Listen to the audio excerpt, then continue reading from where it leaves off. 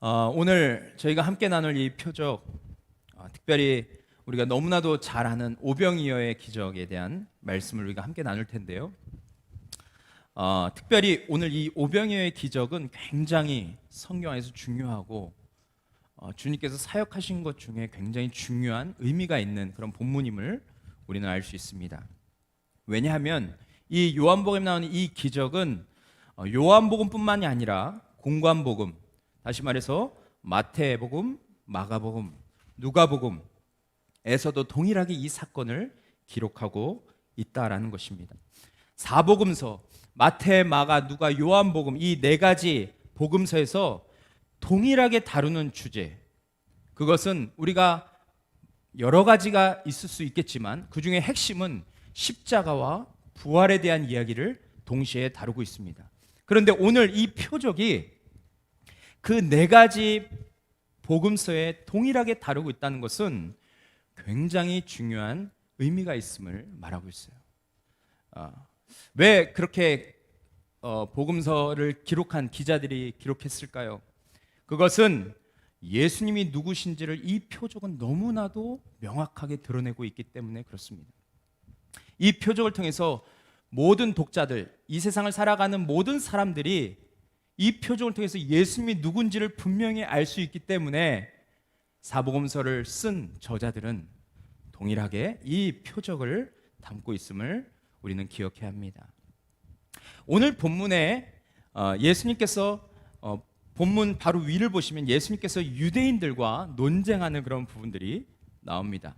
그런데 여러분, 예수님은 자신을 누구라고 이야기하냐면 자신을 요한복음 5장 39절 보시면 너희가 성경에서 영생을 얻는 줄 생각하고 성경을 연구하거니와 이 성경이 곧 내게 대하여 증언하는 것이니라 라고 하면서 40절에 그러나 너희가 영생을 얻기 위하여 내게 오기를 원치 아니하느도다. 예수님은 자신을 통해서 영원한 생명을 얻을 수 있다라고 유대인들에게 말했는데 유대인들은 주님과 함께 있었고 주님의 말씀을 들었지만 오로지 그들의 생각은 저 예수를 어떻게 죽일까를 생각했다라는 것입니다. 예수님은 끊임없이 자신에 대해서 말하고 있는데 유대인들의 마음은 바뀌지 않았고 그들은 예수님을 앞에다 두고 그를 죽일 생각만 했다는 것은 너무나도 안타까운 일이죠. 그런데 오늘 그 말씀 이후에 오늘 본문이 이어집니다. 예수님은 갈릴리 바다 건너편으로 가시는데 그때 누가 따라옵니까? 제자들뿐만 아니라 큰 무리가 따랐다라고 말합니다. 2절 보시면 큰 무리가 따르니 라고 말하고 있습니다.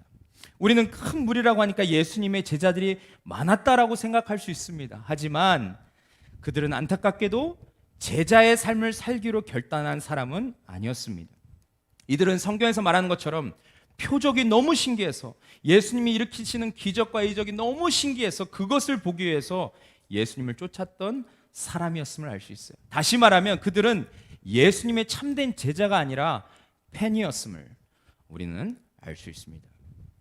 그래서 이들은 자기에게 어떤 어려움이 생기고 문제가 생기고 예수님을 따를 때 어떠한 자기가 엄청난 헌신을 해야 된다라고 생각될 때 주님을 떠날 수 있는 그런 사람들이었음을 말하고 있어요. 어찌 보면 우리가 위에 나눴던 유대인들과 크게 다를 바 없는 사람들이었습니다. 어쨌든 예수님은 제자들과 함께 산에 오르시다가 잠시 앉으셨는데 4절에 보면 이때가 언제라고 말합니까? 마침 유대인의 명절인 유월절이 가까웠다라고 그렇게 말하고 있습니다. 그런데 요한이 유월절을 강조한 이유가 뭘까요? 그것이 어찌 보면 이제 곧 일어날 그 표적과 연관이 되어 있기 때문에 그것을 강조하지 않았을까라는 생각을 우리는 하게 됩니다. 우리는 이 요한이 유월절에 대해서 강조하는 것을 보면서 앞으로 일어날 일에 대해서 궁금증을 갖게 되죠. 아무튼 예수님과 제자들은 앉아서 언덕 밑을 보니까 큰 무리가 올라오고 있었습니다. 그런데 이때 예수님이 빌립을 부르십니다. 그리고 그에게 저들에게 뭔가를 먹여야 하는데 어떻게 해야 되냐라고 빌립에게 물으시죠. 그리고 이어지는 6절 보시면 이렇게 말씀하시면 친히 어떻게 하실지를 아시고 빌립을 시험하고자 하심이라 이런 설명이 바로 따라붙습니다. 왜 예수님께서 빌립에게 그런 말씀을 했겠습니까? 어떻게 하면 이 사람들을 다 먹일 수 있을까라고 왜 물어봤겠습니까? 그것은 빌립, 예수님을 따랐던 제자 중에 한 사람에 대한 빌립을 시험해 보고자 했다라는 것입니다. 아마도 빌립은 우리가 상상하는 것처럼 굉장히 계산이 빠른 사람이었을 거예요. 그리고 처세술이 강한 사람이었을 것입니다. 그래서 항상 주님과 함께 하면서도 주님을 신뢰하기보다 매사에 자신의 머리를 굴리는 게 빨랐던 사람이었던 것 같습니다. 그런데 주님께서 생각하신 대로 빌립은 예수님의 마음을 너무나도 잘 알았던 것처럼 그렇게 똑같이 말을 합니다. 7절 보시면 빌립이 대답하되 각 사람으로 조금씩 받게 할지라도 200데나리온의 떡이 부족하리다 라고 말하는 것을 보게 됩니다. 그런 예수님께서 이 사람들을 어떻게 먹일 수 있을까를 물으실 때부터 머리를 굴리기 시작했어요. 그리고 가장 빠른 답을 드리죠. 200데나리온 있으면 저들에게 떡 한 조각씩 먹일 수 있다는 것입니다. 어찌 보면 진짜 훌륭한 제자가 아니겠습니까? 이렇게 빨리 움직이고 빨리 재빠르게 민첩하게 움직여서 예수님이 궁금해하시는 것을 해결해 주는 것 너무나도 훌륭한 제자 아니겠습니까? 저도 함께 동역한 우리 김주주 전사님이 그런 분이십니다. 제가 말하지도 않았는데 오면 제가 하고 싶었던 그 일을 본인이 다 해놓습니다. 제 안에는 예수님과 김선일만 있는데 제 안에 들어와서 저를 다 아는 것처럼, 저를 뻔히 다 아는 것처럼 그렇게 행동하는 우리 전도사님을 보면서 제가 얼마나 마음이 시원하겠습니까? 저런 동역자와 함께 사역하는 것이 얼마나 행복하겠습니까? 그런데 어찌 보면 예수님도 그런 마음이 들지 않았겠습니까? 그런데 예수님의 질문에 그는 완전히 오답을 했음을 여기서 말하고 있어요. 주님이 기대하신 답은 그것이 아니었습니다. 오히려 주님은 이런 답을 원하셨을 겁니다. 주님께서 말씀하시면 모든 것이 다 이루어집니다. 주님, 제게 말씀만 해 주십시오. 제가 주님의 말씀에 순종하겠습니다. 라는 그 말을 어찌 보면 주님께서 가장 듣고 싶어 하셨을 것입니다. 그런데 주님이 예상했던 대로 빌립은 그 시험에서 탈락하게 되는 것을 바라보게 됩니다. 빌립은 주님과 함께하면서도 자신의 한계를 뛰어넘지 못했습니다. 다시 말하면 믿음으로 주님을 바라보지 못했다는 것이죠. 그런데 이때 주님의 마음을 시원케 하는 한 사람이 등장합니다. 바로 누굽니까? 베드로의 형제 안드레라고 오늘 본문은 소개하고 있습니다. 그는 예수님께서 저 무리에게 식사를 제공하고 싶다는 말을 들었을 때부터 바로 움직여서 음식을 갖고 있는 사람들을 찾아다녔을 것입니다. 그리고 수소문 끝에 음식을 갖고 있는 사람을 발견하게 되는데 그 사람은 다름이 아닌 아이였습니다. 그리고 아이가 자신의 도시락을 건네는 것을 그는 경험하게 되죠. 우리가 잘 아는 것처럼 보리떡 5개와 물고기 2마리, 그것을 아이가 건네게 됩니다. 그런데 지금 눈앞에 있는 사람들은 얼마나 많은 사람이었습니까? 성인만 5,000명이었다라고 말하고 있어요. 그런데 동일한 본문을 다루고 있는 마태복음에 보면 마태복음 14장 21절 보니까 뭐라고 돼 있냐면 먹은 사람은 여자와 어린이 외에 5,000명이나 되었더라 라고 말하고 있어요. 그러니까 다시 말하면 성인 남자만 5,000명이었고 거기에 여자와 어린아이까지 있었습니다. 그러니까 우리가 짐작했을 때 한 10,000명 정도 되지 않았을까라고 생각할 수 있는 것이죠. 그런데 이 아이의 도시락으로 무엇을 할 수 있겠습니까? 그런데 안드레는 작은 것을 가지고 예수님께 나아갑니다. 얼마 전에 물을 포도주로 바꾸시고 또 병자를 고치신 그분의 능력을 신뢰하며 주님께 나아갑니다. 그런데 그때 예수님께서 뭐라고 말씀하십니까? 사람들에게 앉으라고 그렇게 말씀을 하십니다. 여러분, 왜 예수님께서 사람들을 앉으라고 하셨을까요? 사람들을 앉히신 이유는 분명히 있을 것입니다. 그것은 이제 분위기를 바꾸고 뭔가에 집중하게 하기 위함이 아닐까요? 또한 뭔가 그들에게 쉼을 주면서 앞으로 일어날 일을 보게 하기 위해서 그들을 앉으라고 한 것이 아닐까 우리는 생각해 볼 수 있습니다. 그런데 여러분, 예수님은 사람들을 앉히신 다음에 그 한 아이의 도시락에 손을 올리고 기도를 하십니다. 그리고 11절에 보면 우리 11절 우리 같이 한번 읽어보겠습니다. 시작.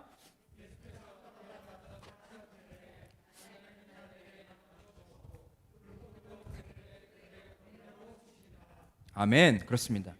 예수님께서 직접 떡과 그 다음에 물고기를 나눠주십니다.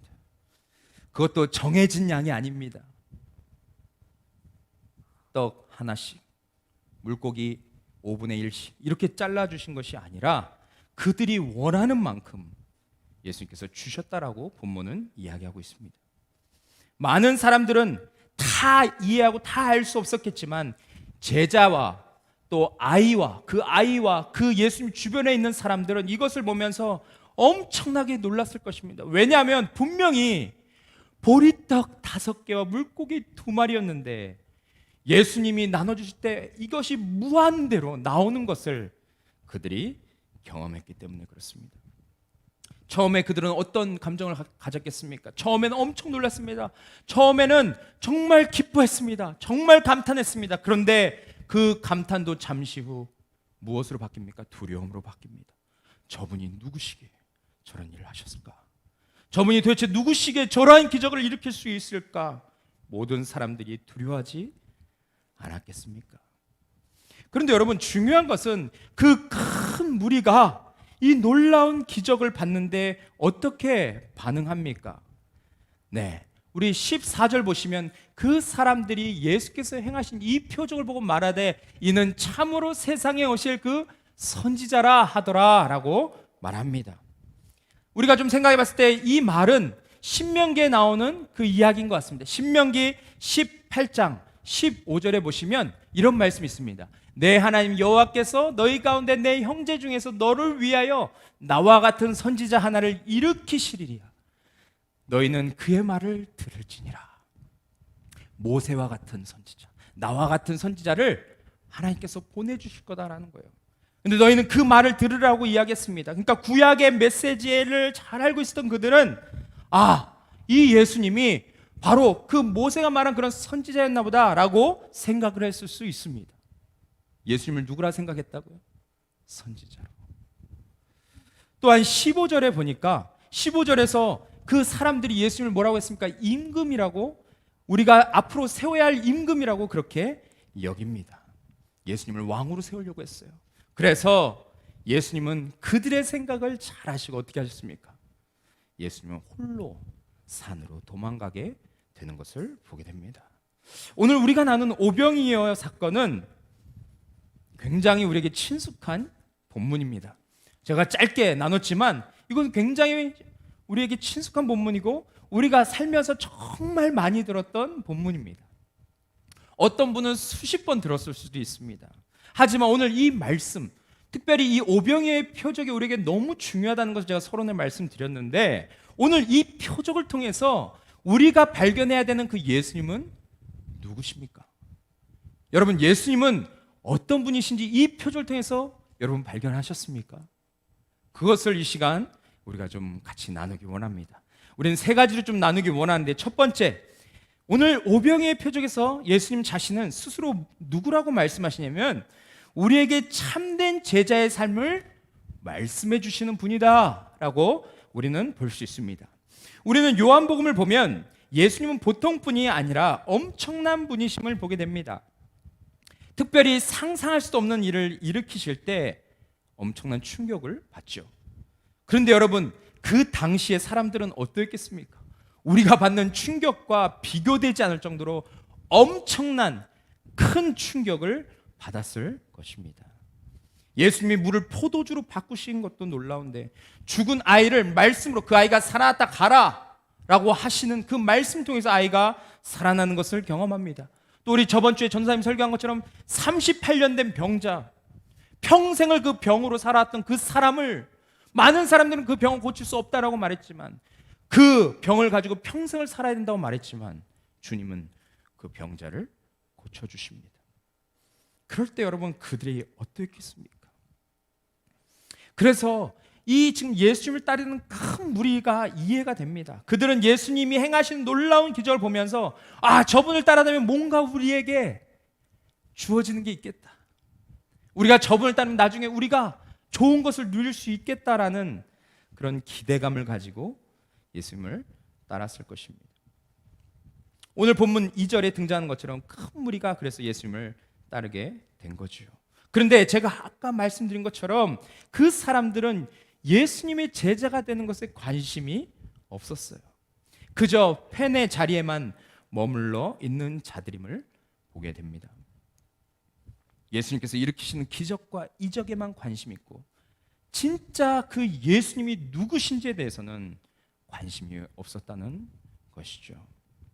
그래서 여러분 나중에 이들이 어떻게 반응합니까? 14절, 15절 보시면 우리가 알 수 있는데 예수님을 하나의 선지자쯤으로 생각하고 15절에서는 그냥 임금으로 생각합니다. 다윗이 왕이었을 때 다윗이 가져왔던 그 부귀와 영화 또 그 부강한 나라 그 나라를 동경하며 예수님이 다윗처럼 그런 나라를 만들어줄 거야 라는 그런 착각 속에서 살아가는 것을 보게 됩니다. 하지만 여러분 우리가 잘 아는 것처럼 예수님은 어떤 분이십니까? 예루살렘의 왕으로 오신 분이 아니라 온 우주를 다스리시는 왕으로 오셨음을 그들은 몰랐습니다. 그리고 온 우주를 다스리는 왕이 되시기 위해서 예수님은 이사야 53장에서 말하는 고난받는 종으로 우리의 죄를 해결하시기 위해서 십자가에 죽으셔야 했음을 그들은 전혀 이해하지 못하고 그저 팬으로 예수님을 따랐던 것을 보게 됩니다. 근데 여러분 요한복음을 읽어보면 참 재밌는 것은 예수님께서 유대인들과 제자들 그리고 무리에게 자신이 누구신지를 계속해서 말씀하세요. 6장 51절 보시면 나는 하늘에서 내려온 살아있는 떡이니 사람이 이 떡을 먹으면 영생하리라. 내가 줄 떡은 곧 세상의 생명을 위한 내 살이니라 하시니라 라고 말씀했어요. 예수님은 자신이 하늘에서 내려온 살아있는 떡이다. 우리가 잘 아는 것처럼 나는 무엇이다. 이것은 하나님만 쓸 수 있는 그런 문법이었습니다. 근데 예수님은 스스로는 내가 떡이다 라고 말씀해서 자신의 존재를 증명하고 계시죠. 그런데 여러분 놀라운 것은 66절 보니까 그때부터 그의 제자 중에서 많은 사람이 떠나가고 다시 그와 함께 다니지 아니하더라. 예수님은 자신에 대해서 계속 소개하고 자신이 누구신지를 말씀하고 계신데 그를 따랐던 팬들 중에서 대부분이 예수님을 떠나게 되는 것을 보게 됩니다. 오늘 오병이어의 기적도 마찬가지죠. 오병이어의 기적을 주님이 일으키셨는데 그것을 경험했던 수많은 사람들 중에서 예수님의 제자가 됐습니까? 아닙니다. 많은 사람들이 예수님을 떠났습니다. 심지어 많은 사람들이 예수님을 십자가에 못 박는데 동조했습니다. 그것을 우리는 보게 되는 것이죠. 또한 요한복음 8장 29절 30절 보시면 이런 말씀이 있습니다. 우리 같이 한번 읽겠습니다. 시작. 나를 보내시니가 나와 함께 하시도다. 나는 항상 그가 기뻐하는 일을 행함으로 나를 혼자 두지 아니하셨느니라. 이 말씀을 하심에 많은 사람이 믿더라. 예수님이 말씀을 선포하실 때 많은 사람들이 그 진리의 말씀을 믿었다라고 했습니다. 하지만 예수님께서 그렇게 말씀하시고 난 다음에 그 예수님을 따르는 자들을 훈계합니다. 너희들이 그렇게 악한 마음을 갖고 너희들에게 잘못된 열매가 생기는 것은 너희의 아비가 마귀이기 때문에 그렇다. 너희가 사단의 종이다 라고 이야기를 하셨죠. 그럴 때 그 이야기를 들었던 사람들이 어떻게 반응을 했습니까? 또한 59절 보시면 예수님께서 이렇게 말씀하십니다. 예수께서 이르시되 진실로 진실로 너희에게 이르노니 아브라함이 나기 전부터 내가 있느니라. 아브라함이 태어나기 전부터 예수님이 존재하시다라는 것을 그들에게 말했습니다. 여러분 이 놀라운 진리를 그들에게 말했을 때 그들이 어떻게 반응했습니까? 당신이 정말 하나님의 아들이십니다. 정말 당신이 이 땅을 구원하기 오신 구원자십니다. 메시아십니다. 그렇게 고백했습니까? 아닙니다. 59절 보시면 충격적인 말을 하고 있어요. 그들이 돌을 들어 치려 하거늘 예수께서 숨어 성전에서 나가시니라 라고 말합니다. 얼마 전에 예수님의 제자라고 말했다가 예수님께서 그들의 죄를 말하고 그들의 현재 그들의 정체성을 이야기하실 때 그들은 자신의 그 상황을 분명히 보았지만 회개하고 돌아서고 주님 앞에서 두렵고 떨림으로 반응하기보다 오히려 주님을 돌로 쳐서 죽이려고 했다라는 것을 우리는 보게 됩니다. 왜 그랬습니까? 그들이 예수님을 따라다녔지만 예수님이 진짜 누구신지를 몰랐기 때문에 그랬습니다. 또한 그들이 주님 앞에서 진짜 제자가 아니었기 때문에 이런 반응을 할 수 있었던 것이죠. 그런데 여러분, 오늘 본문을 잘 보시면 예수님의 제자들 중에서 빌립과 안드레가 비교가 됩니다. 빌립은 예수님께서 이들을 어떻게 먹여야 되냐라고 물으셨을 때 머리를 굴리죠. 그리고 200데나리온이 필요합니다라고 주님께 말씀했습니다. 근데 여러분, 200데나리온이 어느 정도 되는 것입니까? 보통 일꾼, 농부나 아니면 군인들이 하루에 받는 일당이 얼마인지 아십니까? 1데나리온입니다. 그러니까 200데나리온은 보통 8개월을 일해서 받을 수 있는 그 수입입니다. 지금 우리가 한 달에 보통 일하시는 분들이 그보다 적을 수 있겠지만 200만 원이라고 계산했을 때 8개월이면 얼마입니까? 한 1600만 원 정도 되는 것입니다. 1600만 원, 2000만 원 정도를 투자해야 그 무리들을 먹일 수 있다라고 지금 말하고 있어요. 이게 얼마나 큰 돈입니까? 그런데 여러분, 빌립의 문제는 그는 수학적인 계산에는 정확하고 빨랐을 수 있지만 오늘 주님 앞에선 제자의 모습과는 거리가 멀었음을 우리는 볼 수 있습니다. 그런데 우리에게 희망을 준 한 사람 안드레는 어떻게 합니까? 예수님의 능력을 신뢰해서 한 아이의 도시락을 주님께 가져갑니다. 그리고 그 주님께서 행하실 일들을 기대하죠. 여러분, 여기서 우리는 진짜 제자가 누군지를 볼 수 있습니다. 제자는 열심히 예수님을 따르는 자가 아닙니다. 제자는 머리를 잘 굴리고 자신의 지식을 자랑하는 사람이 아닙니다. 제자는 오늘도 주님을 위해서 주님께서 위대한 일을 행하실 것을 알고 믿음으로 나아가는 사람이 제자라고 말하고 있습니다. 나의 생각과 감정과 경험을 접어두고 주님이 하실 일에 주목하고 그 일에 자신을 드리는 사람임을 말하고 있습니다. 여러분, 요한복음에서 믿음은 항상 현재의 진행형입니다. 우리는 믿음에 대해서 이야기할 때 한국교회 많은 사람들이 과거의 믿음을 이야기합니다. 내가 과거에 어떻게 했고, 내가 과거에 어떻게 섬겼고, 내가 과거에 교회에서 어떤 일들을 했다, 이것을 자랑합니다. 심지어는 구원받았냐고 물어봤는데 제가 왕년에 교회에서 학생부 회장까지 했거든요. 이렇게 말하는 사람들이 있습니다. 근데 여러분, 그게 진짜 믿음입니까? 요한복음에서 믿음은 항상 현재 진행형이라고 말했습니다. 그러니까 믿음은 뭐냐? 오늘, 지금, 이 시간 내가 주님 앞에 주님을 누구라 고백하느냐, 그것이 우리의 믿음이다라는 것입니다. 그분이 진짜 하나님의 아들이시고 모든 말씀을 이루실, 성취하실 우리의 주요 그리스도이심을 믿는가? 예수님은 오늘 이 말씀을 가지고 주님께 나오는 제자를 지금도 원하시고 계심을 우리에게 말씀하고 있습니다. 지금 여러분, 우리가 이 시대를 살아가는데 필요한 것이 너무나도 많죠. 가정이 살아가는 데 있어서 돈도 필요하고 또 직장도 필요합니다. 또한 친구들과 동료들이 필요하죠. 그리고 좋은 교육도 필요하고 또한 건강도 중요합니다. 그리고 지금 코로나 이런 19가 정말 온 세상을 뒤덮어서 많은 사람들을 두려움에 떨게 하는 이때에 코로나 바이러스를 날려버릴 그런 백신도 필요하죠. 하지만 우리에게 있어서 지금 가장 필요한 것은 세상이 주는 혜택이 아닙니다. 세상 사람들이 간절히 바라는 그것이 아닙니다. 지금 오늘 본문에 의하면 지금 우리에게 필요한 건, 예수님을 쫓는 제자들에게 가장 필요한 것은 믿음임을 말하고 있습니다.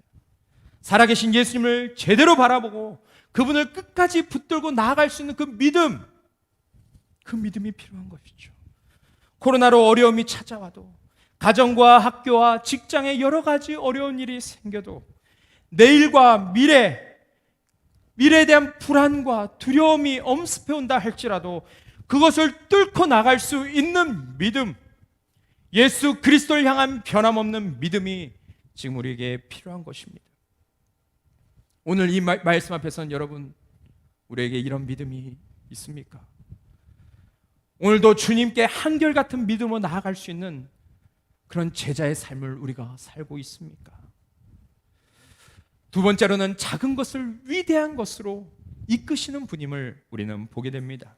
여러분, 우리는 오병이어의 기적을 말하면 예수님의 보리떡 5개와 물고기 2마리로 5,000명을 먹이신 사건으로만 이해하고 넘어가는 경우가 많습니다. 그러면서 이렇게 말하죠. 와우, 놀라운 기적입니다. 어떻게 저런 기적을 일으킬 수 있을까요? 예수님 정말 대단하십니다 라고 그렇게 생각하셨습니까? 만약에 그렇게만 생각하고 그쳐 있다면 우리는 마치 큰 무리와 별 다를 바 없는 사람이라는 것입니다. 그런데 오늘 표적을 잘 보시면 어떻게 이런 일이 일어날 수 있었습니까? 우리가 함께 이야기를 나눈 것처럼 안드레가 먹을 것을 찾아다녔어요. 혹시 먹을 것을 가지고 오신 분이 계십니까?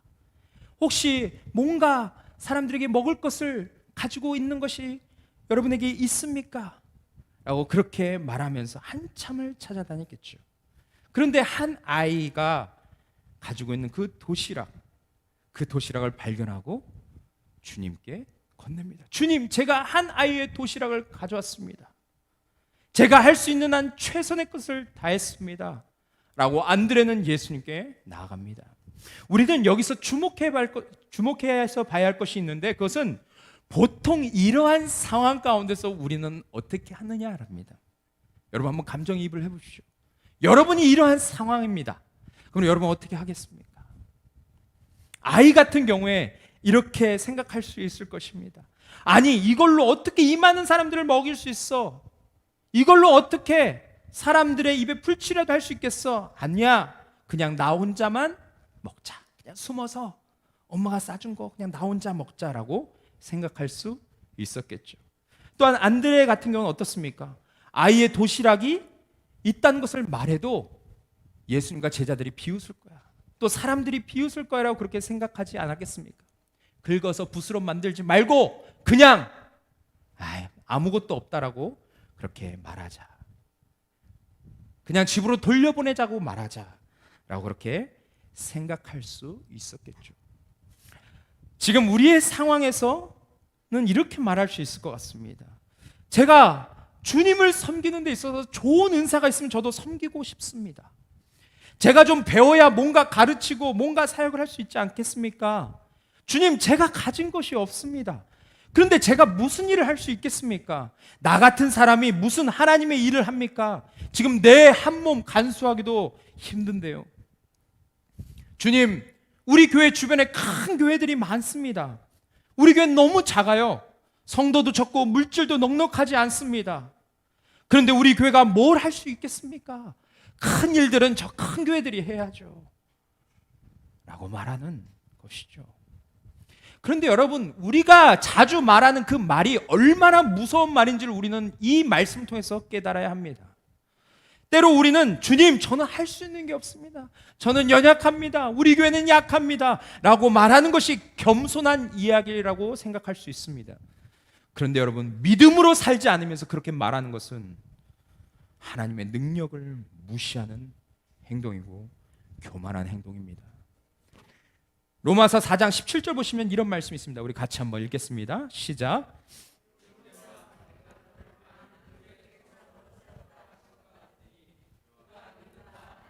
죽은 자를 살리시며 없는 것을 있는 것으로 부르시는 이시니라. 아멘. 여러분, 이 말씀 믿으십니까? 아멘. 여러분, 우리가 아브라함을 통해서 받은 축복이 똑같은 것 아닙니까? 우리가 믿는 하나님도 동일한 하나님 아닙니까? 그런데 왜 무에서 유를 창조하시고 죽은 자를 살리시는 하나님을 믿는다 말하면서 왜 여전히 내 생각대로만 어떤 틀에 갇혀서 하나님에 대해서 우리는 생각하냐라는 것입니다.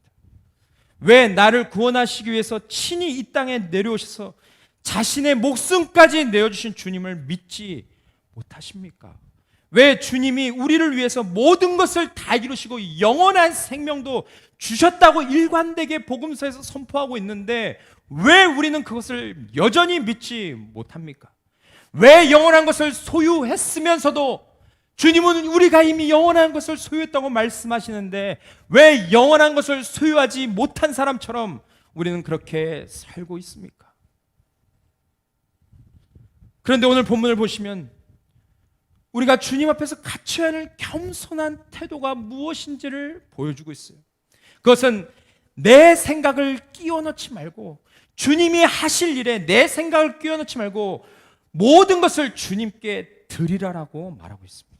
나는 부족하지만, 나는 연약하지만, 나는 가진 것이 없지만, 나는 지혜도 없고 내세울 것이 없지만 주님께 내 것을 드리면 주님은 주님의 일을 행하실 거야.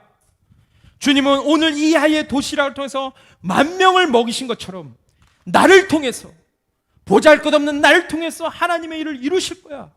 우리 교회가 작고 우리 교회가 시작한 지 얼마 되지 않았지만 우리 각 사람이 내 가진 은사를, 내 가진 것을 주님 앞에 아낌없이 내려놓을 때 우리 찬양에서도 말하는 것처럼 우리가 아낌없이 주님께 드릴 때 주가 일하시네, 주가 일하시네, 주님이 일하실 거야 라고 하는 그 믿음이 우리에게 필요한 것 아니겠습니까?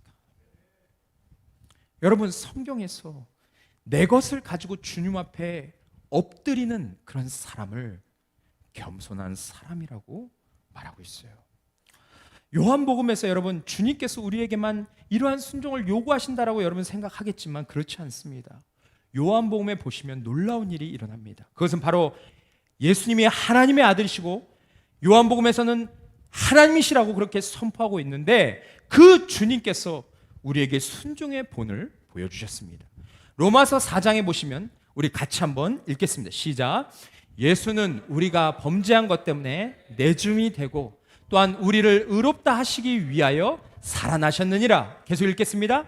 한 사람이 순종하지 아니함으로 많은 사람이 죄인 된 것 같이 한 사람이 순종하심으로 많은 사람이 의인이 되리라. 아멘. 그렇습니다. 하나 더 읽겠습니다. 인자가 온 것은 섬김을 받으려 함이 아니라 도리어 섬기려 하고 자기 목숨을 많은 사람의 대속물로 주려 함이라. 마태복음 20장 28절에 말하고 있지만 마가복음 10장 45절에서도 동일하게 이 놀라운 진리를 말하고 있습니다. 예수님도 하나님의 위대한 사역, 이 땅을 완전히 회복시키시고 하나님이 사랑하시는 그 인간들을 죄에서 건지시기 위해서 어떻게 하셨습니까? 자신의 몸을 기꺼이 내어주셨습니다. 아까 한 집사님이 기도하셨을 때 말씀하신 그 내어주셨다라는 이 단어가 여러분 얼마나 위대한 단어입니까? 주님은 모든 것을 다 이루신 분이고 온 우주를 다스리시는 창조주이십니다. 주님은 우리의 삶뿐만 아니라 온 세상을 다스리시는 만유의 주가 되십니다.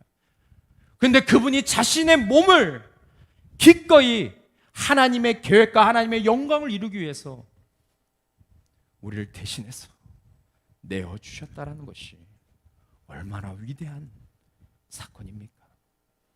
주님은 자신의 몸을 들이셨을 뿐만 아니라 자신의 몸에 피 한 방울도 남기지 않고 다 흘리심으로 우리를 구원의 자리로 옮겨주신 분이십니다. 또한 하나님께 자신의 몸을 기꺼이 드렸을 때 하나님께서 간절히 원하셨던 그 구원 사역을 완전히 이루셨죠. 예수님은 이 놀라운 위대한 일을 이루셨을 뿐만 아니라 또한 오늘 이곳에 있는 우리에게 또한 예수님을 따르는 많은 제자들에게 이것을 요구하고 계십니다. 여러분 기억하십시오. 우리가 가진 것을 주님께 드릴 때 주님께서 그 작은 것을 가지고 위대한 일들을 이루실 것입니다. 마지막 세 번째는 모든 사람을 위해서 오신 생명의 빵이라고 그렇게 주님이 말씀하십니다. 마지막으로 예수님은 자신이 이 땅에 생명의 빵으로 오셨음을 말씀하고 계세요. 수많은 무리들이 굶주리고 있을 때 그들에게 오병이어의 기적을 일으키시며 그 굶주린 배를 채우시는 주님을 보게 됩니다. 그런데 여러분, 우리가 본문을 잘 보시면 언제 이런 일이 일어났습니까? 4절에 보시니까 마침 유대인의 명절인 유월절이 가까운지라. 제가 아까 이 부분에 대해서 언급을 하고 그냥 넘어갔는데 여기에서 좀 풀려고 넘어갔습니다. 즉 요한은 조금 있으면 유월절이라는 것을 강조하고 있어요. 그런데 여러분, 이 유월절과 이 오병이의 표적이 어떤 관계가 있습니까? 우리가 그 유월절이라는 것을 좀 살펴보면, 유월절은 그 이스라엘 백성들이 애굽에 있을 때 그 바로가 9가지 재앙을 일으켰지만 마음이 변하지 않았습니다. 그래서 마지막 하나님께서 10번째 일으킨 재앙이 무엇입니까? 바로 양을 잡아서 그 피를 문설주에 바르면 그날 저녁에 죽음의 사자가 그 집을 뛰어 넘어갈 것이다. 그 집을 넘어갈 것이다. 그래서 유월절이라는 단어를 영어로 보면 Passover이라고 되어 있습니다. Passover. 이건 뭡니까? 바로 그것을 뛰어 넘어 지나가다라는 의미가 있어요.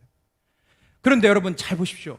유월절에서 자기의 장자가 살아남기 위해서는 양을 죽여서 그 피를 발라야 살 수 있습니다. 마찬가지로 이 유월절은 무엇을 말하고 있습니까? 우리를 구원하시기 위해서 예수 그리스도가 어린 양으로 오셔서 그분이 피를 흘리셔야만 우리가 구원받을 수 있음을 말하는 것이죠. 예수님에 대한 예표를 유월절 의미에서 담고 있습니다. 또한 한 가지 의미는 어떤 것입니까? 이 유월절을 통해서 그 바로의 마음이 바뀌어서 이제 그 이스라엘 백성들을 바로가 출애굽시킵니다. 사실 바로가 시킨 게 아니라 하나님이 출애굽시키신 거죠. 그래서 그 이스라엘 백성들이 이제 어디로 갑니까? 광야로 갑니다. 근데 여러분, 광야로 갈 때 어떻게 했습니까? 그들이 한참 40년 동안 먹을 것을 준비해서 갔습니까? 아닙니다. 그들은 자기 귀중품만 챙겨서 바로 떠났습니다. 그러니까 광야에서 살아갈 때 필요한 것은 무엇입니까? 그들이 먹고 살 수 있는 물과 음식이 있어야 했던 것입니다. 그런데 우리가 잘 아는 것처럼 하나님께서 어떻게 하십니까? 그 광야에 있는 이스라엘 백성들에게 먹을 것과 마실 것을 때마다 시마다 제공하십니다. 만나를 제공하시고 또한 그들이 불평할 때 메추라기를 먹이시는 하나님을 우리는 보게 됩니다. 그래서 그들은 광야에서도 목숨을 유지하며 가나안 땅으로 들어갈 수 있었던 것이죠. 그런데 여러분 잘 보십시오. 하나님께서 하셨던 그 일을 지금 누가 하고 계십니까? 예수님께서 하고 계십니다. 예수님께서 굶주린 자들에게 먹을 것을 제공하십니다.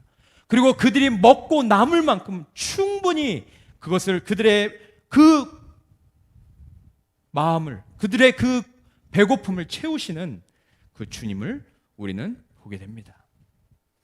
여기서 요한은 무엇을 강조하고 있습니까? 바로 예수님은 모든 사람들에게 생명을 불어넣으시는 분임을 말하고 있어요. 요한복음 6장 51절 우리가 아까 함께 읽었는데 다시 한번 읽어보겠습니다. 시작. 나는 하늘에서 내려온 살아있는 떡이니 사람이 이 떡을 먹으면 영생하리라. 내가 줄 떡은 곧 세상의 생명을 위한 내 살이니라 하시니라. 아멘. 그렇습니다. 예수님은 모든 사람에게 영원한 생명을 주시기 위해서 자신의 몸을 우리에게 주셨습니다. 십자가에서 자신의 몸을 던지심으로 예수님이 흘리신 피와 살을 또 먹는 자들, 그 먹는 자들에게 영원한 삶이 있음을 주님께서 확증해 주셨죠. 그래서 주님은 이것을 늘 기념하라고 우리에게 가르쳐 주신 것이 무엇입니까? 바로 주의 만찬입니다. 매일 포도주와 빵, 그것은 바로 이 이스라엘 백성들에게 주식이었습니다. 근데 이 포도주와 빵을 먹을 때마다 누구를 기념하라고 했습니까? 누구를 기억하라고 했습니까? 바로 십자가에 죽고 부활하신 그 예수 그리스도, 우리의 생명의 빵이 되기 위해 오신 그 주님을 기억하라고 말씀하신 것이 아니겠습니까? 또한 예수님은 이 놀라운 표적을 어디에서 일으키셨냐면 10절에 보시니까 예수께서 이르시되 이 사람들로 앉게 하라 하시니 그곳에 잔디가 많은지라 사람들이 앉으니 수가 5,000명쯤 되더라라고 말합니다. 팔레스틴 지역에서 잔디가 많았다라는 것은 유월절이 가까웠음을 말해주는 단서입니다. 그리고 우리는 이 말씀을 통해서 어떤 말씀을 생각해 볼 수 있냐면 바로 시편 23편 말씀입니다. 우리 1절, 2절, 3절을 같이 한번 읽어보겠습니다. 시작. 여호와는 나의 목자시니 내게 부족함이 없으리로다. 그가 나를 푸른 풀밭에 누이시며 쉴 만한 물가로 인도하시는도다. 내 영혼을 소생시키시고 자기 이름을 위하여 의의 길로 인도하시는도다. 아멘. 그렇습니다. 구약의 말씀처럼 선한 목자이신 예수님은 우리를 푸른 초장으로 인도하시는 분이다. 그것을 지금 오늘 본문을 통해서 말하고자 하는 것이 아니겠습니까? 푸른 초장으로 인도하실 뿐만 아니라 우리의 모든 것을 공급해 주시는 목자이시다라고 말합니다. 먹을 것뿐만 아니라 우리의 영혼을 새롭게 하시고 우리를 의의 길로, 죄인의 길로 걸어갔던 우리를 변화시켜 주셔서 우리가 가던 길에서 돌이키셔서 이제는 의의 길로 인도하시는 주님이심을 말하고 있습니다. 예수님은 어느 누구나, 주님을 찾는 누구나 어떤 죄를 지었던 어떤 삶을 살았던 그것과 상관없이 주님께 목마른 심령으로 나아가는 모든 사람들을 생명의 자리로 인도하시는 생명의 빵 되심을 여러분 믿으시기 바랍니다. 마지막으로 다른 복음서와 달리 오늘 본문이 특이한 것은 마태와 마가 그리고 누가는 복음서에서 예수님께서 보리떡과 물고기를 나눠주실 때 이 세 개의 복음서에서는 누가 나눠줬다라고 말하냐면 제자들이 거기 모인 사람들에게 나눠줬다라고 일관되게 말하고 있습니다. 그런데 오늘 요한은 본문에서 좀 더 다른 부분을 강조하고 있어요. 그것은 이 보리떡과 물고기를 제자들이 사람들에게 나눠준 것이 아니라 누가 나눠줬다고 그랬습니까? 11절 보시면 예수께서 떡을 가져 축사하신 후에 앉아있는 자들에게 나눠주시고 물고기도 그렇게 그들의 원대로 주시니라 라고 말합니다. 여기서 요한은 왜 예수님이 직접 주셨다라는 것을 강조했을까요? 그것은 표적의 의미를 강조하기 위함입니다. 여러분, 표적은 뭐라고 그랬습니까? 기적과 달리 표적은 그 기적을 일으키시는 분이 누구신지를 드러내는 의미가 있다라고 했습니다. 그런데 지금 이 오병이의 기적을 일으키시는 분이 지금 누구라고 지금 강조하고 있는 것입니까?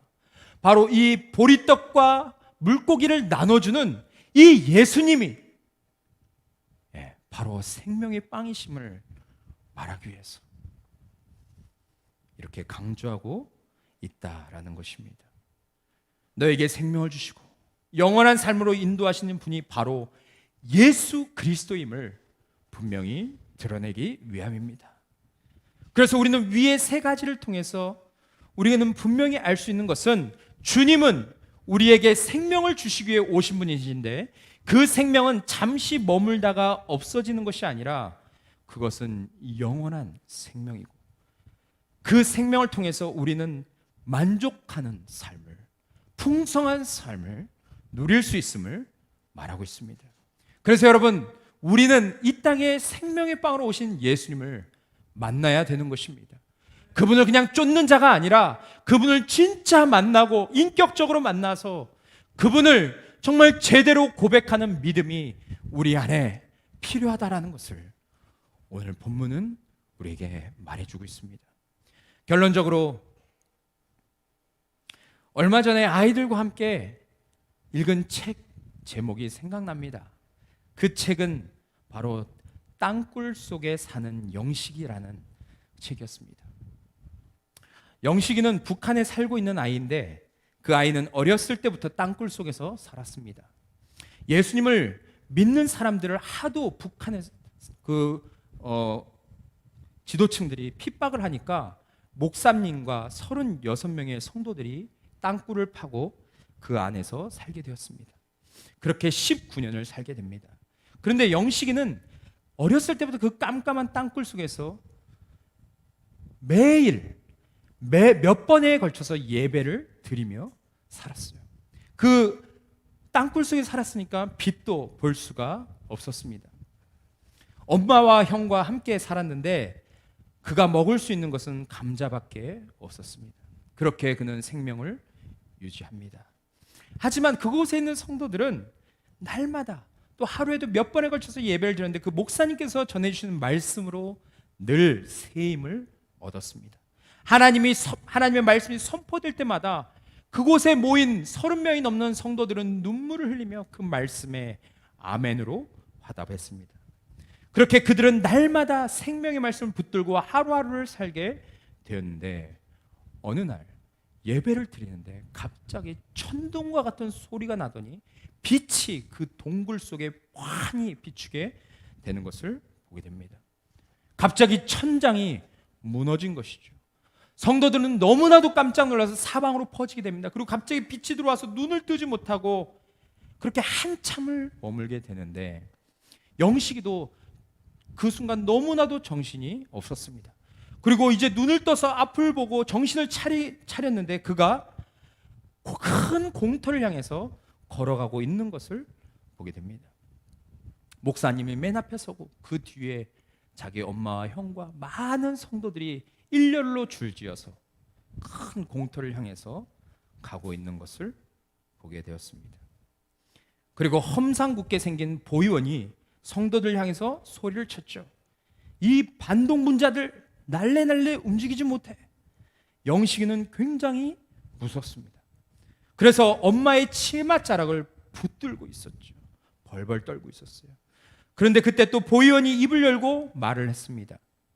너희는 악질 종교에 빠져 있다가 발각된 자들이다. 이제 당과 수령님의 은혜에 배반한 대가를 치르게 될 것이다. 그러나 지금이라도 예수를 배반하고 수령님께 충성을 맹세하는 자들은 목숨만은 살려줄 것이다.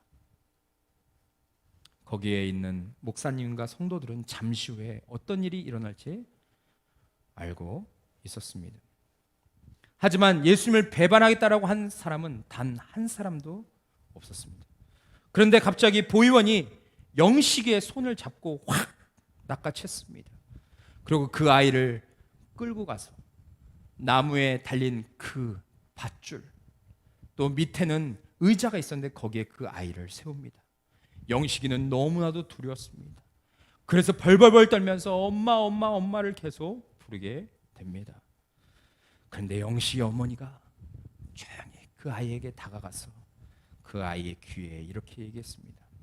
영식아, 너 예수님 만나러 가는데 왜 그렇게 우는 거야?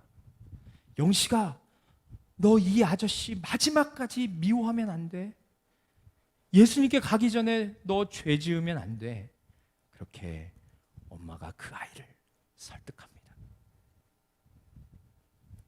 그 엄마의 마지막 말을 듣고 영식이는 예수님 곁으로 가게 됩니다. 그리고 이어서 영식이, 그의 형도 그 의자 위에 서게 되는데 그 형이 그 보이원한테 이렇게 말합니다. 아저씨, 저는 이제 죽어도 가장 좋은 곳으로 가요. 그런데 중요한 것은 아저씨도 제가 가는 곳에 함께 갔으면 좋겠어요. 너무나도 밝은 표정으로 얘기하는 그 아이의 모습을 보고 보이원은 뭔가 느낀 것처럼 그렇게 아이를 쳐다봅니다. 그리고 그 아이도 바로 처형이 되죠. 두 아이가 죽고 난 다음에 이제 어른들의 차례였습니다. 그런데 그 보위원들은 갑자기 엄청나게 굉음을 내는 공사용 스팀 롤러, 땅을 미는 그 롤러에 시동을 걸고 그것을 끌고 옵니다. 그리고 어른들을 땅에다 묶어놓고 한 사람씩 밟으며 지나가게 되는데, 그 스팀 롤러가 가까이 올 때 목사님이 어떻게 반응했냐면 갑자기 흥얼흥얼거리면서 노래를 합니다.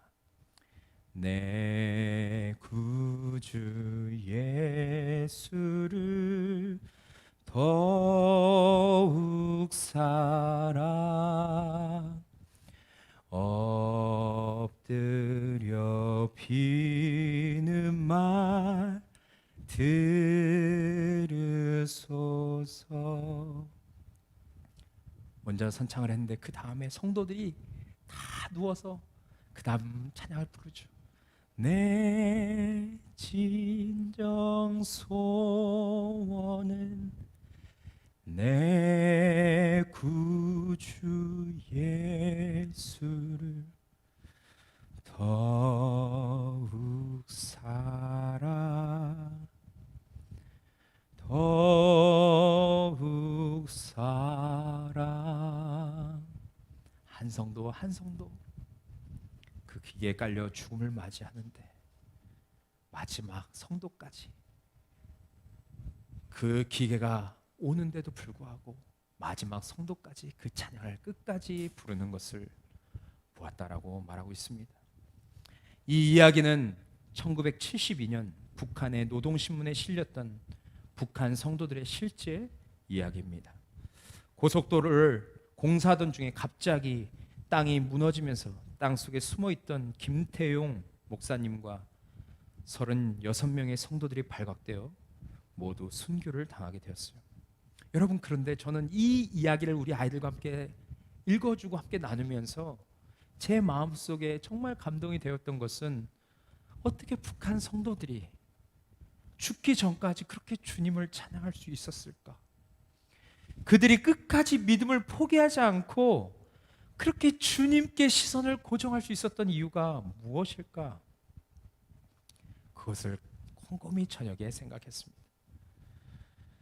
그러면서 내린 결론은 그들이 생명의 빵이신 예수님을 통해서 이미 영원한 생명을 얻었기 때문이 아닐까. 진짜 예수님의 제자로서 주님이 주시는 그 참된 소망을 바라볼 수 있었기 때문에 마지막까지 죽음도 두려워하지 않고 믿음의 길을 걸어갈 수 있지 않았을까라는 생각을 했습니다. 여러분, 지금 하루하루 살기 굉장히 힘드시죠? 굉장히 혼란스럽고 우리가 예측할 수 없는 상황들이 일어나는 이런 시대 가운데 우리가 살아가는 것 너무나도 고통스럽고 괴롭습니다. 모든 것이 망가진 것 같고 정말 우리나라가 회복될 수 있을까? 많은 사람들이 회복될 수 있을까? 기독교에 대해서 정말 손가락질하고 조롱하는 저들의 마음이 바뀔 수 있을까? 우리는 그러한 불안함과 두려움을 가지고 살아갑니다. 그래서 세상에 나아갈 때 저 교회 다니는 사람입니다, 저 그리스도인입니다, 저 목사입니다, 저 교회 집사입니다 라고 말하는 것을 굉장히 두려워하고 그렇게 말하는 것을 힘들어하는 그런 상황 가운데 우리가 살아가고 있습니다. 그러나 오늘 북한에 있는 그런 성도들이 고통과 어려움 가운데서 주님을 고백했던 것처럼 지금 이 시대도 우리가 주님 앞에 마땅히 반응해야 할 것은 예수님이 누구신지, 예수님이 어떠한 분이신지를 우리는 고백해야 될 줄 믿습니다. 예수님은 우리에게 영원한 생명을 주시고 풍성한 삶을 주시고 우리가 가장 바라고 소망하는 그 의의 길로 걸어갈 수 있도록 인도하시는 생명의 주이심을 고백하며 한 주를 살아가는 여러분과 제가 되기를 소망합니다. 우리 이 시간 함께 찬양하시고 우리 같이 오늘 말씀에 반응하며 기도하며 나아가는 시간을 갖도록 하겠습니다.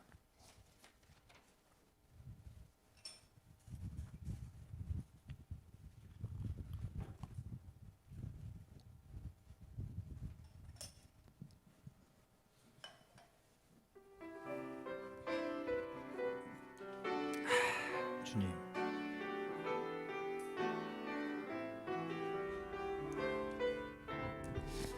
주보혈 날 정결케 하고 주보혈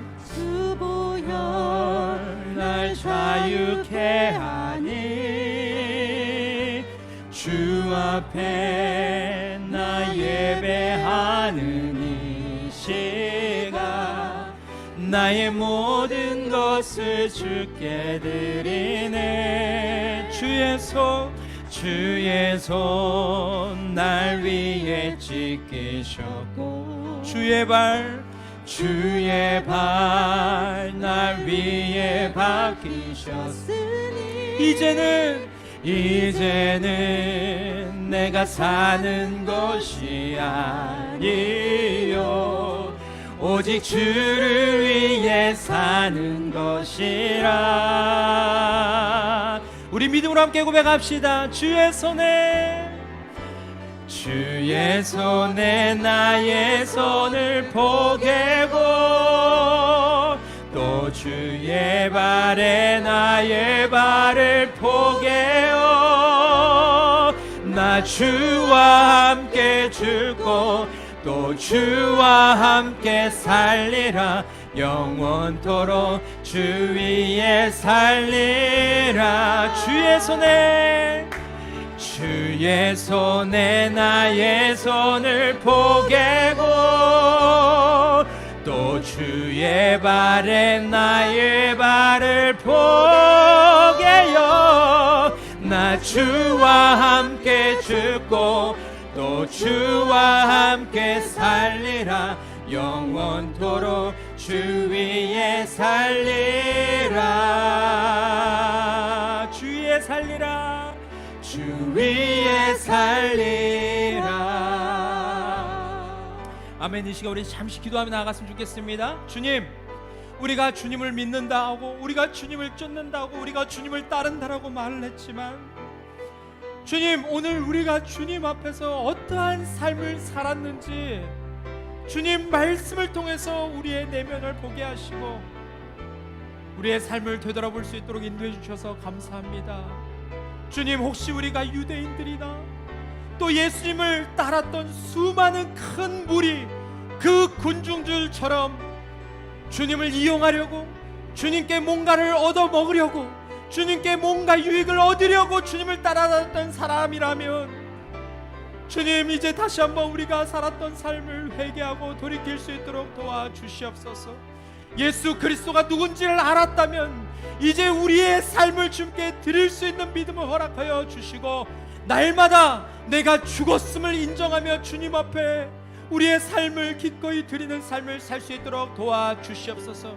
내가 그리스도와 함께 십자가에 못 박혔나니 이제는 내가 사는 것이 아니요 오직 내 안에 그리스도께서 사는 것이라 라고 고백했던 그 바울의 고백이 우리의 삶에 더욱더 실제가 되어서 날마다 내 삶을 통하여 주님이 얼마나 위대한 분이신지를 드러나게 하여 주시고 내 삶에 주님이 영광 받으시는 그 놀라운 일들이 내 삶 가운데 계속해서 이루어질 수 있도록 하나님, 나를 사용하여 주십시오. 나를 인도하여 주십시오. 나의 작은 것을 주님 앞에 드리겠습니다 라고 그렇게 고백하는 시간이 되게 하여 주옵소서. 우리 그렇게 결단하며 함께 기도하며 나아가겠습니다. 하나님 아버지, 오늘 이 귀한 시간을 통하여서 하나님, 우리의 삶에 우리가 주님 앞에서 어떠한 모습으로 살았는지 하나님 다시 한번 돌아볼 수 있도록 인도해 주셔서 감사합니다. 하나님, 정말 예수님을 따르는 수많은 사람들 중에 정말 그 중에 제자들도 있었지만 그 중에 그냥 팬으로 끝난 사람들이 너무나도 많았음을 우리가 말씀을 통해서 함께 나눴습니다. 주님, 오늘 이 말씀 우리 마음 가운데 다시 한번 새기게 하여 주시옵소서.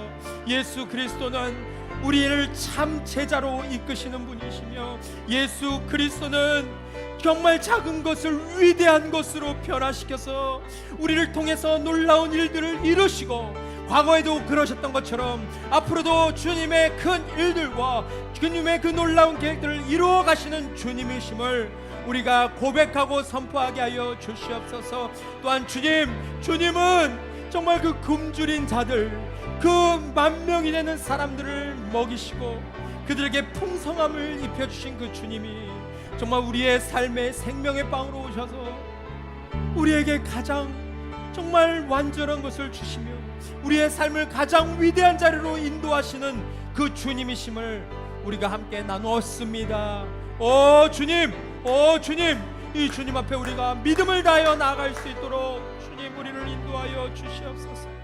우리 안에 여전히 빌립처럼 정말 우리의 통밥과 우리의 생각과 우리의 경험을 가지고 주님을 판단하는 자들 되지 않게 하여 주시고 우리의 머리로 주님을 가두어두는 자들이 되지 않게 하여 주시고 주님은 믿음을 가지고 나아가는 자를 통하여서 주님이 하실 일들을 이루시는 분이시고 주님은 우리 교회와 우리 각 개인을 통해서 하나님이 이루시고자 하는 그 엄청난 스케일의 일들을 이루시는 주님이심을 믿고 선포하며 우리가 있는 자리에서 일어나 주님 앞에 나아갈 수 있도록 하나님 도와주시옵소서.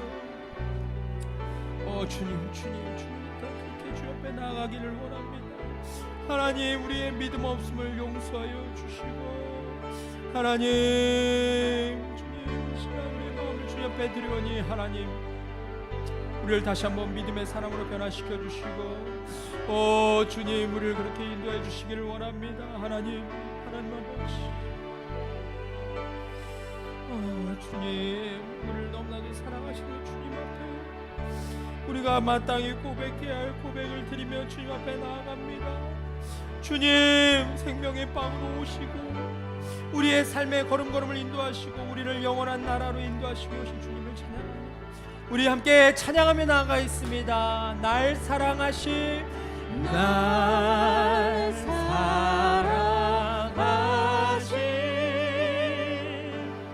날 사랑하신, 날 사랑하신, 날 사랑하신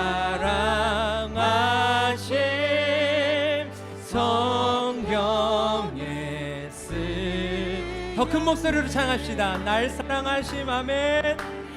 날 사랑하심, 날 사랑하심, 날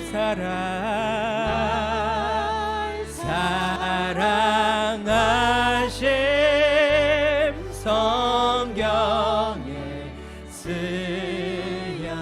예수 사랑하심은, 아멘, 예수 사랑하심을 성경에서 배웠네. 우리들은 약하나 예수 곧, 아멘. 그렇습니다. 날 사랑하심. 아멘. 날 사랑하심, 날 사랑하심,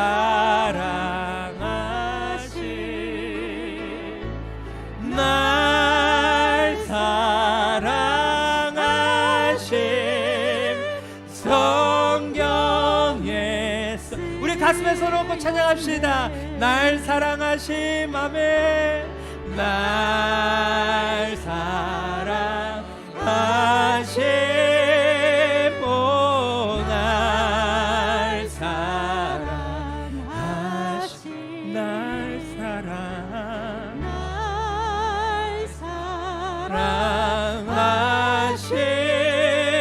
성경에 써였네. 아멘. 우리 시간 한 번 더 기도하며 나갈 때, 하나님, 우리 안에 오늘 들려주신 말씀을 통해서 새로운 결단이 있게 하여 주시옵소서. 예전처럼 그냥 동일한 마음 갖고 와서 예배드리고 그냥 그 마음 갖고 돌아가는 것이 아니라, 하나님, 오늘 제 마음을 변화시켜 주시고 새롭게 하여 주시고, 성령님, 이 시간 성령님께서 운행하시고 역사하시는 대로 하나님, 제 마음이 새롭게 재창조되어 줄 수 있도록 도와주십시오. 우리가 이 시간 함께 기도하기 원하는 것은, 주님, 오늘 믿음이라는 것은 현재 진행형이라고 주님이 말씀하십니다.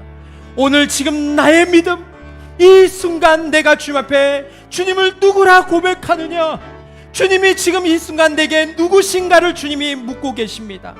주님, 정말 신앙의 연수가 지나면 지날수록 우리가 주님 앞에 더 합당한 고백을 하는 자들이 되게 하여 주시고, 주님, 우리가 시간이 지나면 지날수록 정말 주님을 밝히 보고 주님 앞에 참된 믿음으로 나아가는 자들 되게 하여 주시고, 시간이 지나면 지날수록 예전보다 더 주님 뜨겁게 사랑하고 예전보다 더 주님이 기뻐하시는 그 삶의 자리에 우리의 삶을 내어드리는 사람이 될 수 있도록, 그런 그리스도인의 삶이 될 수 있도록 우리를 인도하여 주시옵소서. 그래서 정말 북한에서 정말 자신의 믿음을 지키다 순교한 우리 사랑하는 믿음의 선배들처럼, 주님, 우리도 끝까지 그 믿음을 지키며 마지막까지 정말 예수님 사랑합니다, 내 진정 소원은 주님 더 사랑하는 것입니다 라고 고백하며 주님 앞에 나아가는 그런 믿음의 사람들 될 수 있도록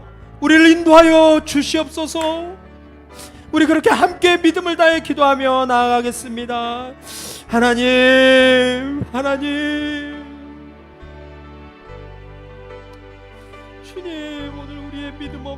다시 한번 보게 해주셔서 감사합니다. 주님, 우리에게 하나님의 말씀을 주셨고, 우리에게 성령님을 주셨고, 우리에게 주님을 밝히 볼 수 있는 눈을 허락하여 주셨음에도 불구하고 여전히 주님, 나의 생각과 연약한 믿음으로 살아가는 제 모습을 주님 안타까워하심을 보게 됩니다. 하나님, 이 시간 우리의 마음 가운데 하나님의 마음을 알려주셨사오니 주님, 우리가 다시 한번 결단함으로 주님 앞에 나아가게 하여 주시옵소서.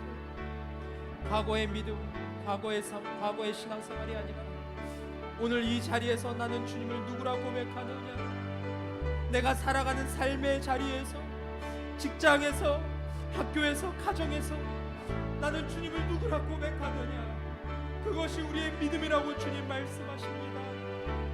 주님, 우리 안에 주님을 향한 온전한 믿음이 회복되게 하여 주시옵소서. 날마다 날 위해서 십자가에 죽으시고 부활하신 그 생명의 빵으로 오신 예수 그리스도를 정말 날마다 온전히 선포케 하여 주시고, 주님을 향한 믿음이 식지 않게 하여 주시고, 시간의 연수가 지나면 지날수록 예전보다 더 주님을 사랑하는 그런 성도의 삶이 될 수 있도록 하나님 인도하여 주시옵소서. 주님 그렇게 되기를 간절히 원합니다. 이곳에 계신 사랑하는 성도들 중에 한 분도 주님 예배에 실패하거나 하나님 사랑에서 멀어지거나 믿음이 끊어지는 자들이 없게 주님 도와주시고, 처음 시작했던 그 믿음이 마지막까지 계속해서 자라가며 계속해서 성장해가며 정말 시간이 지나면 지날수록 더 예수 그리스도를 닮아가는 우리의 삶이 되게 주님 인도하여 주시옵소서. 주님, 우리 교회를 불쌍히 여겨주시고 주님께서 시작하신 교회의 연이 마지막까지 주의 영광을 위해서 불타게 하시고, 정말 우리는 한 줌의 재가 될 수 있게 하여 주시고, 우리의 삶과 우리의 사역과 우리의 헌신과 우리의 인생을 통하여 오직 주의 영광만이 밝게 드러나는 그런 복된 교회,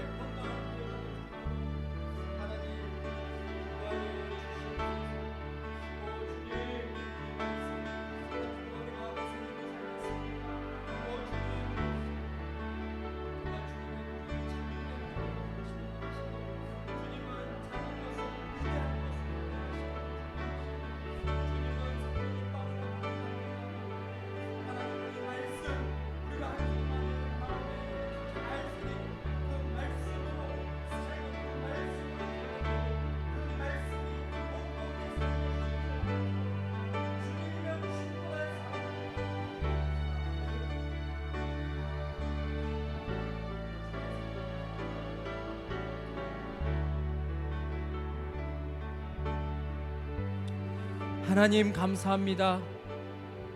오늘 우리에게 하나님께서 생명의 말씀, 진리의 말씀, 은혜의 말씀을 전해주셔서 그 말씀을 통해 우리의 삶을 다시 한번 진단하며 우리가 어떤 믿음으로 주님 앞에 나아가야 되는지를 보게 하여 주셔서 감사합니다. 우리가 주님을 오래 섬겼다고 말은 하지만 주님, 우리 안에 정말 제자의 참 모습보다 무리의 모습이 있지 않았나 우리의 마음을 되돌아봅니다. 또한 정말 하나님을 필립처럼 내 머리에 가둬두고 내가 생각한 대로 되지 않으면 실망하고 넘어지고 하나님을 원망하는 그런 삶이 우리에게 있지 않았나. 주님, 우리의 삶을 다시 한번 돌아볼 수 있도록 인도해 주셔서 감사합니다. 오늘 말씀을 통해서 우리가 함께 나눈 진리는, 예수님은 우리가 무리였지만 우리를 제자로 인도하시는 분이시고, 예수님은 작은 것을 통해서 위대한 것을 이루시는 주님이셔서 오늘 우리가 주님께 드리는 우리의 삶이나 우리의 물질이나 우리의 헌신이나 우리의 사역을 통해서 주님께서 원하시는 일들을 이루시는 것을 다시 한번 깨닫게 해주셔서 감사합니다. 또한 예수님은 생명의 빵이셔서 어느 누구나 주님께 나와서 주님을 먹으면 우리에게도 주님께서 주시는 그 영원한 생명이 임하고, 그 영원한 하나님 나라를 소망하며 살아가는 하나님의 백성이 될 수 있음을 다시 한번 깨닫게 해주셔서 감사합니다. 혹시 오늘 이곳에 정말 주님을 아직 알지 못한다거나 내 마음의 믿음이 자리 잡지 못한 분들이 계시다면, 또 예수님을 인격적으로 만나지 못한 분들이 계시다면, 주님, 오늘 그분들의 삶에 주님께서 생명의 빵으로 좌정하여 주셔서 삶이 변화되고 주님께 마땅히 고백할 것을 고백하며 살아가는 그런 믿음의 동역자들이 될 수 있도록 하나님 축복하여 주시옵소서. 하나님, 세상이 어지럽고 여러 가지 어려움이 있고 또 병마와 고통으로 아버지 정말 신음하고 아파하고 있는 우리 사랑하는 성도님들과 수많은 국민들이 있습니다. 하나님께서 그들의 마음과 삶을 다 아시고 정말 그분들의 앞에 일어날 일까지 주님께서 모든 것을 아시오니 하나님 위로하시고, 또 하나님 오늘 이 생명의 믿음을 그들에게 허락하여 주셔서 오직 주님 붙들고 다시 한번 그들의 자리에서 일어설 수 있도록 하나님 축복하여 주시옵소서. 한 주 동안 살아간 우리 사랑하는 성도님들의 삶 가운데 생명의 주님, 부활하신 주님께서 동행하여 주셔서 매일의 삶에 그 주님의 생명이 나타나게 하여 주옵소서. 귀한 시간 주심을 감사하며 예수 그리스도의 이름으로 간절히 기도했사옵나이다. 아멘.